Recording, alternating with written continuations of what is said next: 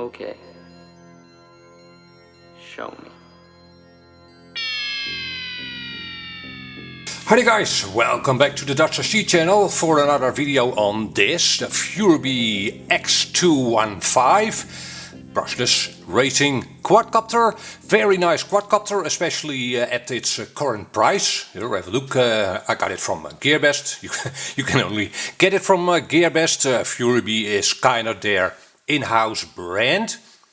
Now, I've done 2 videos on this quadcopter already. The first one was, the first test flight and presentation stuff. And as you can see here, the DVR recording left a little bit, well, that's an understatement, to be desired. You see these diagonal lines in the video feed. And while flying it line of sight, I didn't see that, of course, but that kinda looks not so good, does it? Yeah, so I did another video on this quadcopter in which I showed you that I switched the camera from PAL to NTSC, right? You might think, well, does that make any difference? Well, here, have a look.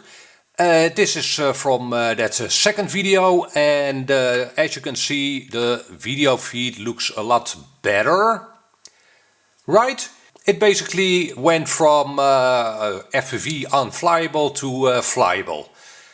And yeah, so that, and it's a zero cost fix, so that was nice. However, it's a bit of a, it's a weird fix, right?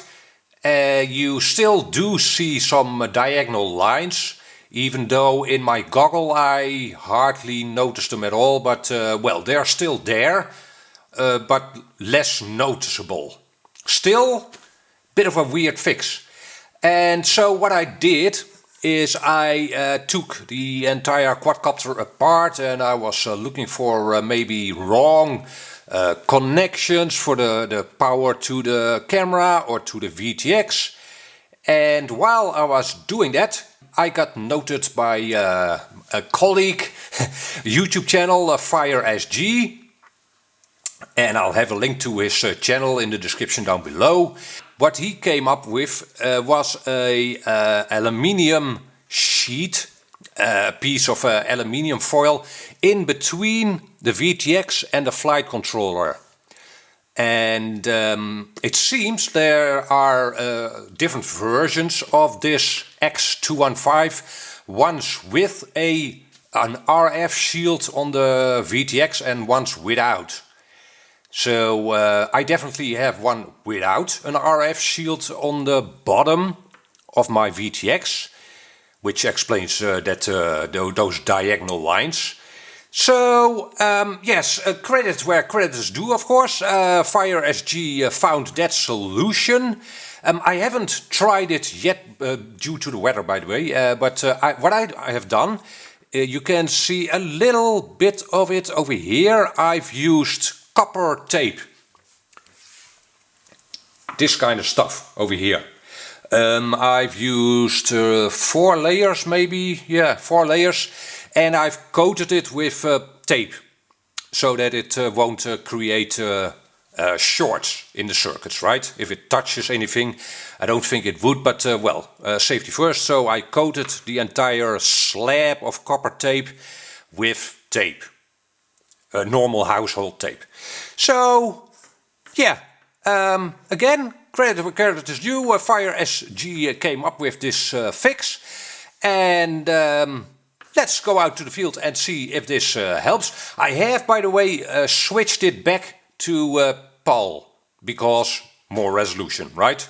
So let's see if this fixes the problem really. Okay, so here are 2 short little clips, DVR recordings, and I have to tell you the weather was horrible, really to the point, hardly flyable actually. It might look sunny, yeah, it was sunny, but it was also super duper windy. And okay, but that doesn't matter. As you can see, the video looks 100 times better. I can't really see diagonal lines anymore. This, in my goggle, this was perfect, really.